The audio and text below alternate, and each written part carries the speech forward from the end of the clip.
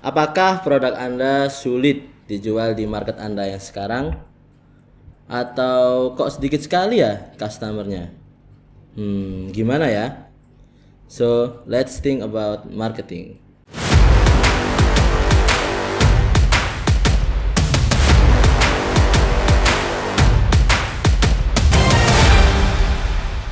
Assalamualaikum warahmatullahi wabarakatuh.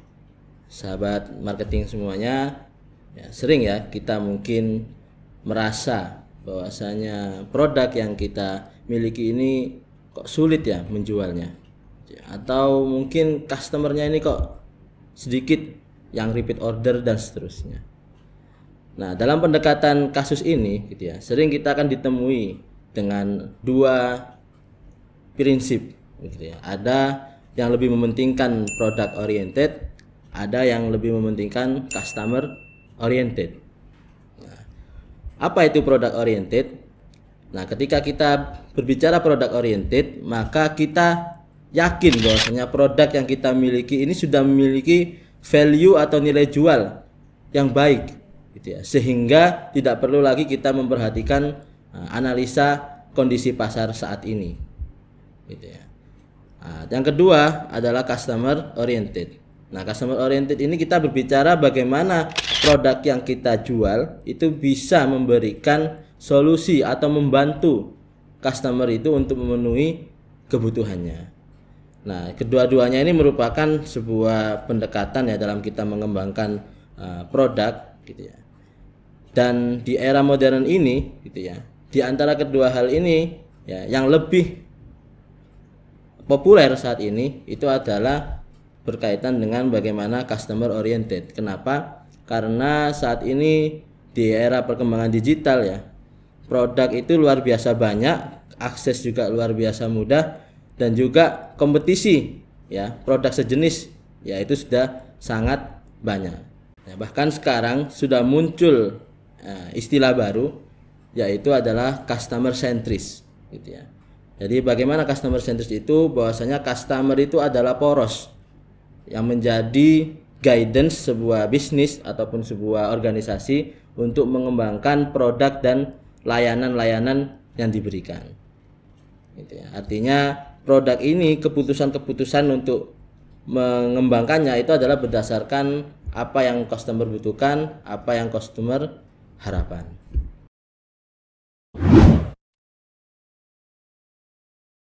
Mengapa penting kita memahami terkait customer centris ini? Karena dengan kita mengerti customer kita, kita akan satu bisa menghasilkan produk yang lebih relevan, kemudian meningkatkan loyalitas daripada customer itu sendiri, serta mengurangi resiko kegagalan dari produk kita. Jadi misalkan kita punya bisnis gitu ya, jasa pengiriman begitu ya. Ternyata customer kita itu lebih kepingin yang cepat ya, yang amanah, walaupun mungkin harganya lebih mahal begitu ya. Nah, maka value itu yang akan menjadi dasar kita untuk menentukan proses bisnis kita. Ya, mulai dari ketika customer itu datang ke tempat kita, kemudian dia mendapatkan pelayanan, ya, kemudian sampai barangnya itu dititipkan kepada kita, ya, sampai barangnya itu kita kirim dan sampai kepada yang dituju. Nah, di setiap poin-poin interaksi itulah kita bisa menggali apa yang menjadi keinginan, apa yang menjadi harapan dari customer kita itu sendiri. Ya, dan dengan kita memahami titik-titik di mana interaksi bisnis kita dengan customer kita itu, kita bisa mengimprove begitu ya, memperbaiki value-value daripada produk ataupun layanan yang kita berikan.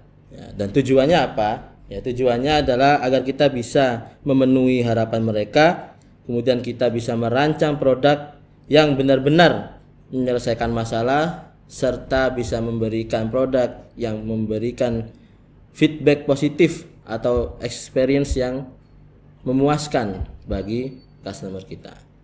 Maka penting ya dari era sekarang ini kita memahami ya bahwasanya produk kita ini harus mau untuk berimprovisasi, menyesuaikan dengan kondisi segmen pasar yang akan kita tuju. Lantas bagaimana cara mendapatkan informasinya? Ya, tentu kita harus melakukan pendekatan kepada customer kita. Misalkan kita bisa melalui wawancara. Ketika kita bertatap muka langsung, kita mengajukan pertanyaan-pertanyaan yang berkaitan dengan apa yang dirasakan oleh customer kita ketika memakai jasa ataupun produk kita. Atau yang kedua, kita bisa melakukan observasi dengan kompetitor kita, gitu ya. Bagaimana kompetitor kita melayani customernya yang mana itu mungkin belum dimiliki oleh perusahaan kita ataupun organisasi kita. Atau yang ketiga, metode yang paling sering adalah dengan survei, ya, survei kepada customer kita untuk menjangkau data yang jauh lebih banyak. Nah, dari 3 metode itu kita bisa mendapatkan banyak masukan dan banyak poin, gitu ya, untuk mengembangkan layanan jasa kita atau produk kita agar lebih diminati oleh customer kita.